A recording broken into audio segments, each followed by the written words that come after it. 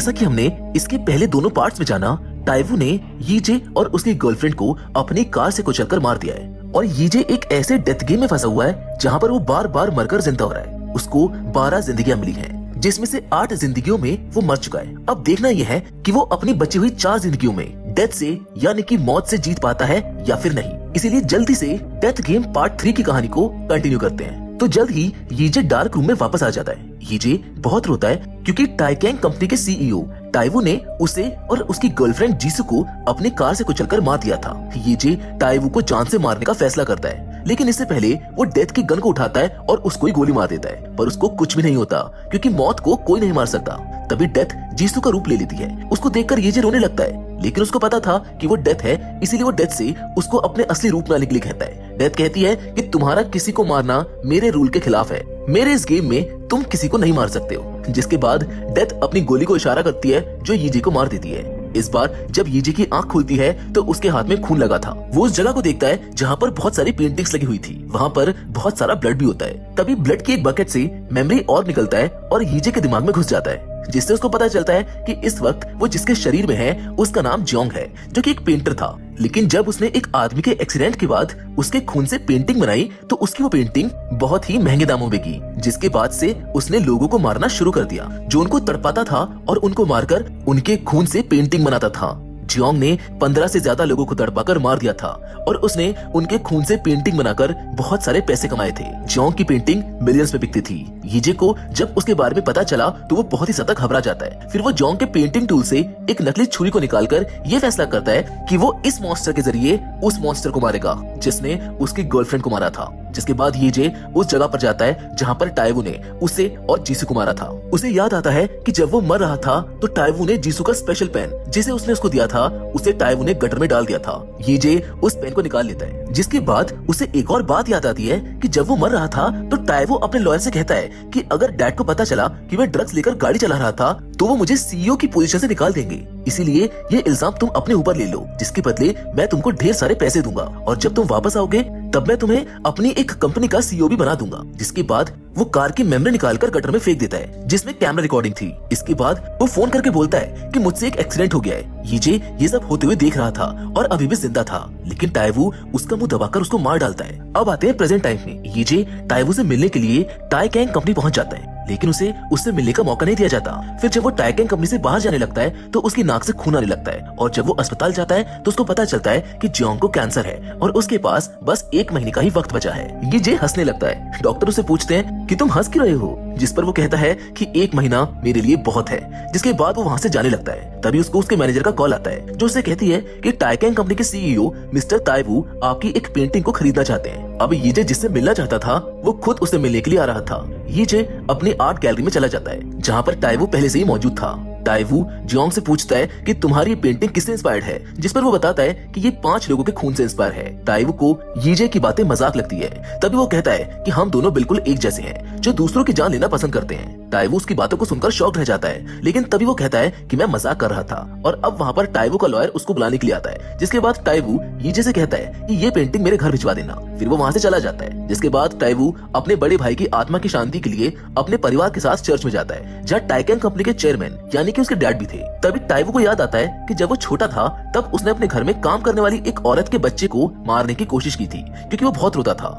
ये बात उसके बड़े भाई ने अपने डैड को बता दी थी, जिस वजह से उसके डैड ने उसके बजाय उसके बड़े भाई को कंपनी का सीईओ बना दिया था। लेकिन अब जब उसका बड़ा भाई उस प्लेन हादसे में मारा गया तो उसके डैड को टाइकैंग कंपनी का सीईओ टाइवू को बनाना पड़ा। चर्च से निकलते वक्त टाइवू ड्रग्स लेकर अपनी गाड़ी बहुत ही तेज भगाने लगता है, जिससे कि 2 पुलिस वाले उसके पीछे पड़ जाते हैं। और जब वो अपनी कार रोकता है तो डिटेक्टिव वू टाइवू से ब्रेथ एनालाइजर में फूकने के लिए कहता है और उसे उसकी आईडी भी दिखाने को कहता है। फिर वो उसको ओवर स्पीडिंग का चालान थमा देते हैं। तभी डिटेक्टिव वू को लगता है कि टाइवू ने ड्रग्स ले रखी है, इसीलिए वो उसे कार से बाहर निकालता है। लेकिन इससे टाइवू बहुत गुस्सा हो जाता है और डायरेक्ट वू के कमिश्नर को फोन करके कहता है कि तुम्हारा एक ऑफिसर जिसका नाम वू है मेरे साथ बदतमीजी कर रहा है, जरा उसको बताओ कि मैं कौन हूँ। और अब टाइवू फोन वू को दे देता है। कमिश्नर फोन पर वू को खूब डांटता है। वो कहता है कि अगर उसने उसे माफी नहीं मांगी तो वो उसको जॉब से निकाल देगा। वू टाइवू से माफी मांग लेता है, लेकिन इसके बाद भी टाइवू उसको बहुत ही बुरी तरह से मारने लगता है। पर उसके साथ खड़ा हुआ ऑफिसर जी योंग बस तमाशा देखता रहता है। जिसके बाद टाइवू दूसरे ऑफिसर से जाकर कहता है कि मुझे तुम्हारे जैसे समझदार ऑफिसर्स बहुत पसंद है। टाइवू वहाँ से अपने घर के लिए निकल जाता है, लेकिन उसके घर के दरवाजे के बाहर जियोंग खड़ा था। टाइवू से पूछता है कि तुम यहाँ पर क्यों आए हो, जिस पर जियोंग उसकी फेरारी पर अपना जूता साफ करते हुए कहता है कि मैं पेंटिंग देने आया था। लेकिन टाइवू को तो ये बहुत ही डिसरिस्पेक्टफुल लगता है, इसलिए वो गुस्से में जियोंग को एक जोरदार पंच मारकर वहाँ से जाने लगता है। लेकिन यीजे टाइवू के ऊपर थूक देता है, जिसके बाद वो अपनी कार से गन निकालकर उसको शूट करने लगता है। यीजे उसे बचकर भागने लगता है, लेकिन टाइवू उसको शूट करके मार देता है। लेकिन यीजे मना नहीं था, वो तो उठकर टाइवू से उसकी गन को छीन लेता है। टाइवू जब उससे पूछता है कि तुम्हें गोली क्यों नहीं लगी, जिस पर वो उसको अपना बुलेट प्रूफ जैकेट दिखाता है, जिसके बाद वो टाइवू को किडनैप करके जियोंग की लैब में पहुंचा देता है, जहां वो लोगों को टॉर्चर करके उनके खून से पेंटिंग बनाया करता था। यीजे जियोंग की तरह टाइवू को स्ट्रेचर पर लेटाकर टॉर्चर करने वाला होता है, लेकिन तभी कैंसर की वजह से वो खुद बेहोश हो जाता है। और जब यीजे की नींद खुलती है तो वो खुद को स्ट्रेचर पर बंधा हुआ पाता है। तभी टाइवू से कहता है कि तुमने उस पेंटिंग को 15 लोगों के खून से बनाया था और हम दोनों बिल्कुल एक जैसे हैं। तुमने बिल्कुल ठीक कहा था। टाइवू उसको बताता है कि मैंने पहला मर्डर रोड पर एक एक्सीडेंट में किया था। ये वही आदमी था जिसे बचाने की कोशिश यीजे ने की थी, जिसकी वजह से वो अपने इंटरव्यू पर ध्यान नहीं दे पाया था। टाइवू बताता है कि उसे उस आदमी को मारकर बहुत मजा आया था, जिसके बाद टाइवू एक चेनसॉ से जियोंग के पैर को काट देता है। यीजे बहुत चिल्लाता है। फिर वो टाइवू से कहता है कि मैं जानता हूँ तुमने अपने भाई को मारा था। टाइवू पूछता है कि तुमको कैसे पता, जिस पर वो कहता है कि मैं अपने एक जन्म में तुम्हारा भाई ही था। जिसके बाद वो जियोंग के टुकड़े टुकड़े कर देता है, जिससे वो एक बार फिर से मरकर डेथ के पास पहुंच जाता है। अब यीजे के पास सिर्फ 4 ही लाइफ बची थी। डेथ कहती है कि तुमने जलने का मजा चखा, गिरने का मजा चखा, चाकू का मजा चखा, कुचलने का मजा चखा। अब बताओ कि क्या अभी भी तुम्हें मौत से ज्यादा जिंदगी तकलीफ देती है। यीजे हंसने लगता है, जिससे डेथ समझ जाती है कि वो जानबूझकर टाइवू के हाथों मरा है। दरअसल यीजे ने जियोंग की लैब में हिडन सीसीटीवी कैमरा लगा रखे थे, ताकि वो दुनिया वालों को उसका असली चेहरा दिखा सके, और वो चाहकर भी उसको मार नहीं सकता था, क्योंकि डेथ ने उसको ऐसा करने से मना किया था। अब डेथ उसको फिर से मार देती है। इस बार यीजे की जब आंख खुलती है तो हमको पता चलता है कि इस बार वो एक पुलिस ऑफिसर की बॉडी में है, और ये वही ऑफिसर है जी ह्योंग, जिसके कलीग को पिछली बार टाइवू ने मारा था। वो एक चोर से डरकर भाग रहा था, लेकिन तभी वो उस चोर को मारकर पकड़ लेता है। वहीं फिर से वो मेमोरी ऑर्ब यीजे के अंदर आकर घुस जाता है, जिससे उसको पता चलता है कि उसका नाम जी ह्योंग है। उसके डैड एक बहुत ही बहादुर पुलिस ऑफिसर थे, लेकिन एक क्रिमिनल को पकड़ते वक्त उनकी जान चली गई थी। फिर जब योंग बड़ा हुआ तो वो भी अपने डैड की तरह एक पुलिस ऑफिसर बनना चाहता था, लेकिन उसकी माँ अपने हस्बैंड की तरह उसको खोना नहीं चाहती थी, इसलिए वो उसके पुलिस बनने पर बहुत परेशान और दुखी रहने लगती है। अपनी मॉम को इस हाल में देखकर जियोंग फैसला करता है कि वो किसी भी तरह के खतरनाक काम में नहीं पड़ेगा, जिसके बाद सभी लोग उसको डरपोक समझने लगते हैं। फिर एक दिन उसकी माँ मर जाती है, लेकिन फिर भी उसके अंदर का डर खत्म नहीं होता, और अब यीजे की नजर किम पर पड़ती है, जो उसके साथ जेल में था, और पिछले एक जन्म में उसने उस आदमी के कहने पर उसको मार दिया था, जिसके बदले वो जेल गया था। यीजे उसको बड़े स्टाइलिश तरीके से पकड़ लेता है और वहाँ खड़े लोग उसका वीडियो बनाकर इंटरनेट पर डाल देते हैं। जियोंग के सीनियर और बाकी के ऑफिसर्स जब उसका ये वीडियो देखते हैं तो उनको अपनी आंखों पर यकीन नहीं होता कि वो जियोंग ही है। इधर जियोंग वू को लेकर जियोंग के घर पहुंचता है, जहाँ जाकर वो सीसीटीवी फुटेज को पेन ड्राइव में ट्रांसफर करके डिलीट कर देता है। वू वहाँ का खूनी माहौल देखकर अपने सीनियर ऑफिसर और बाकी के फोरेंसिक टीम को वहाँ बुला लेता है। फोरेंसिक टीम वहाँ आकर एविडेंस कलेक्ट करना शुरू करती है। उन्होंने एक बहुत बड़े किलर का पता लगा लिया था। जियोंग के सीनियर को यकीन नहीं होता कि वो जियोंग है या कोई और। उनको लगता है कि उसके अंदर भूत घुस गया है, लेकिन फिर वो उसको गले लगाकर अप्रिशिएट करते हैं। तभी जियोंग के घर के बाहर से टाइवू गुजरने लगता है। यीजे उसकी गाड़ी रुकवाता है। टाइवू उसको पहचान जाता है कि ये वही ऑफिसर है जिसके कलीग को उसने मारा था। जियोंग कहता है कि आपने सुना ही होगा कि क्राइम करने वाला क्राइम सीन पर लौटकर जरूर आता है। टाइवू कहता है कि मैं कुछ समझा नहीं। यीजे कहता है कि कुछ नहीं, आप किसी और रास्ते से चले जाइए क्योंकि यहाँ पर मर्डर हुआ है। जिसके बाद टाइवू वहाँ से चला जाता है, लेकिन इतने बड़े किलर को पकड़ने के बाद जियोंग के नाम की खूब चर्चा होने लगती है, और अब टाइवू को लगने लगता है कि जियोंग उसके बारे में कुछ जानता है। नेक्स्ट डे यीजे टाइवू के हाथों जियोंग का मर्डर करवाने वाला सीसीटीवी वीडियो एक न्यूज एंकर को दे देता है और उसे उसके न्यूज पर चलाने के लिए कहता है। उसने अपनी टीम को ये फुटेज इसलिए नहीं दिया था क्योंकि उसकी टीम टाइवू के इशारों पर नाचती थी। फिर जब यीजे पुलिस स्टेशन आता है तो वो अपने मॉम को पुलिस स्टेशन में आता हुआ देखता है। वही उसको पता चलता है कि उसकी मॉम को एक पैसों से भरा हुआ बैग मिला था, जिसको उसने पुलिस वालों को सौंप दिया, और इस वजह से उसको बार बार उस बैग से जुड़ी इन्वेस्टिगेशन के लिए बुलाया जाता है। वो अपनी माँ के लिए खाना लेकर जाता है और उसे उनके दरवाजे के बाहर छोड़ देता है, लेकिन जब वो वहाँ से निकल रहा होता है तभी टाइवू का एक आदमी यीजे को चाकू मार देता है, क्योंकि जिस न्यूज एंकर को यीजे ने उसकी मर्डर वाली वीडियो वीडियो दी थी। टाइवू को जब उसके बारे में पता चलता है तो वो जियोंग से मिलने के लिए पुलिस स्टेशन ही चला आता है और उसे कहता है कि तुम वो सीसीटीवी फुटेज डिलीट कर दो, जिसके बदले मैं तुमको जो चाहिए वो दे दूंगा। लेकिन जियोंग उससे कुछ भी लेने से मना कर देता है, जिस पर टाइवू कहता है कि तुमको मुझसे आखिर क्या चाहिए, जिस पर ये कहता है कि तुम्हारी जान, जिसके बाद वो वहाँ से चला जाता है। लेकिन टाइवू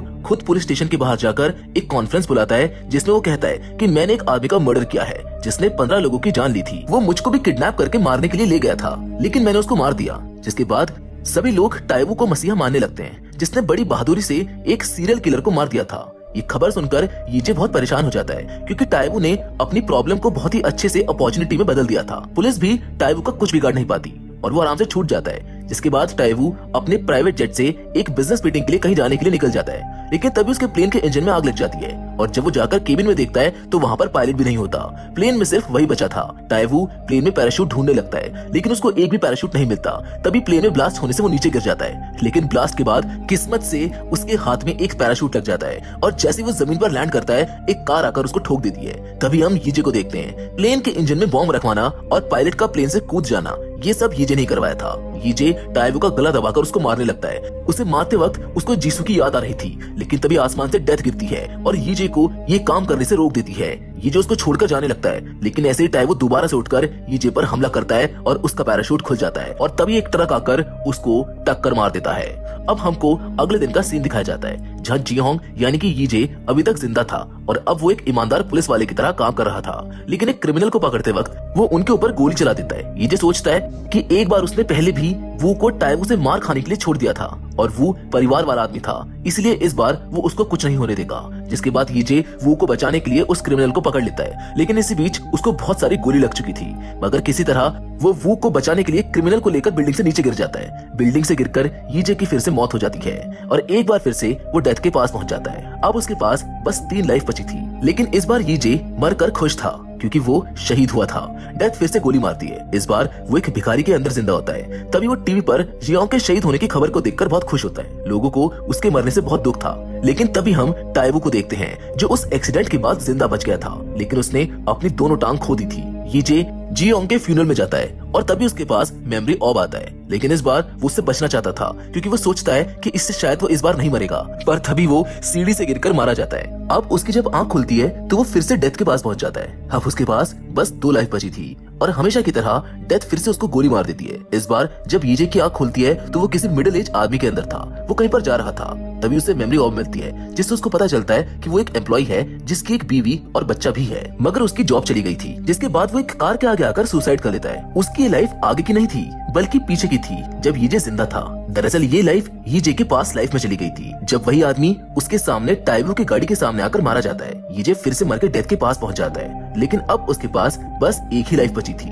डेथ फिर से उसको गोली मारती है, लेकिन इस बार यीजे जब उठता है तो उसके होश उड़ जाते हैं क्योंकि इस बार वो अपनी माँ के अंदर जिंदा हुआ था। मतलब कि अगला नंबर यीजे की मॉम का था। यीजे बहुत परेशान हो जाता है। तभी मेमोरी और आकर यीजे के अंदर घुस जाता है, जिससे उसे उसकी माँ की मेमोरी मिल जाती है, जहाँ उसको पता चलता है कि उसके डैड के मरने के बाद उसकी मॉम ने उसको दिन रात काम करके पाल पोस कर बड़ा किया था, लेकिन जब यीजे मर गया तो उस पर क्या बीती वो दर्द अब यीजे भी समझ सकता था। यीजे बहुत रोता है और उसको अपने मरने पर बहुत अफसोस होता है। अब हम यीजे को अपनी माँ को अपने पैर में दर्द की दवाई लगाते हुए देखते हैं। तभी उसको उसकी मॉम का सेविंग अकाउंट मिलता है जिसमें वो यीजे के घर खरीदने के लिए पैसे जमा कर रही थी। जिसके बाद यीजे अपने मॉम की बॉडी को लेकर हाइकिंग के लिए निकल जाता है। वो अपनी मॉम को वो जगह दिखाना चाहता था जहाँ पर उसके डैड हाइकिंग के लिए आते थे। वहाँ का नजारा देखकर यीजे की मॉम बहुत अच्छा फील करती है। तभी यीजे अपनी मॉम से माफी मांगता है क्योंकि वो उसको छोड़कर चला गया था, लेकिन ना तो वो उसको सुन सकती थी और ना ही देख सकती थी। लेकिन वहाँ से वापस लौटते वक्त यीजे की मॉम पहाड़ से थोड़ा नीचे गिर जाती है, लेकिन यीजे अपनी मॉम को मरने नहीं देता। वो उन्हें खींचकर सड़क पर ले जाता है। नेक्स्ट डे जब यीजे की आंख खुलती है तो वो अस्पताल में होता है। अब हमें 32 साल के बाद का समय दिखाया जाता है जहाँ हम देखते हैं कि यीजे अभी भी